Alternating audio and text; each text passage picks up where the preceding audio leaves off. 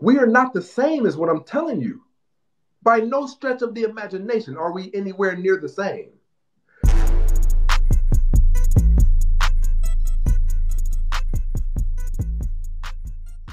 So I did a show. You should go check it out. It's on YouTube. Okay. It's titled Black Okay. Men Would Not Fall for the Things That Women Fall For. You know what one of them is? We would not let 4 different men get us pregnant. I would be able to look at my homeboy as, oh, so that's what women do? They get men pregnant and leave? Or, listen, you could look at it from a street perspective. Look at all that successful street drug dealers go through. They build an infrastructure from the ground up while watching the police, watching out for killers, watching out for robbers, and they maintain a type of success, right? These are the higher level thinkers that are in the streets. Now, let's take the higher level exceptions that are the women that come from urban areas. The ones who say we're the most educated. Even the higher level thinkers of them still manage to get busted down, still manage to get stuck with a kid, still manage to repeat that cycle 3 times. We are not the same, is what I'm telling you. By no stretch of the imagination are we anywhere near the same. Even as it pertains to the entertainment industry, everything that you guys have tried to do that we do, I don't want to say you fail miserably at it, but here's why you do.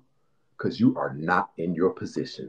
Your position was to be a helpmate to man, and the moment that prior to 1969, the Black community had a marriage rate of 80%.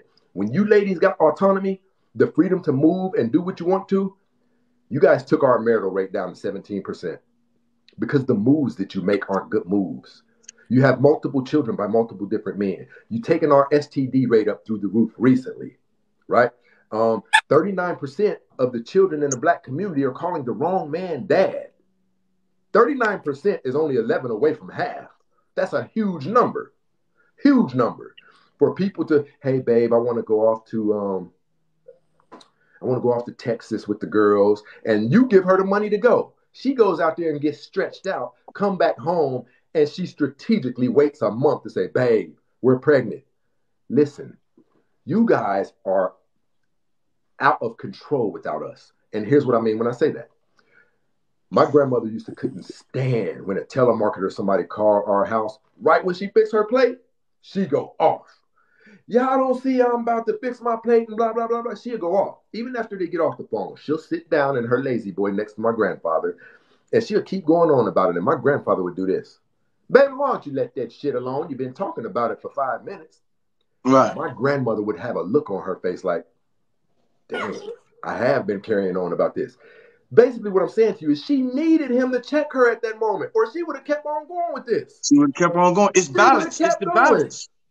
Yes, our women are doing all of these things because 75% are without a man. They have no checking. There's another show that I did that said Black women. You remember how when our parents would go out of town, we would invite several of our people from school over, throw a party, basically. Black women are the children who got the house for the weekend.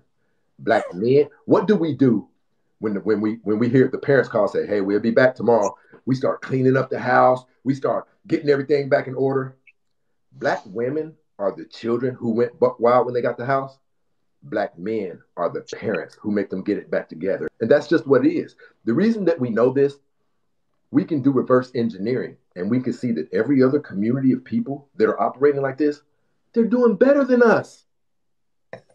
We the only group of women run around talking about, I don't need no nigga for shit. And we're doing worse than all of the people who are not saying that.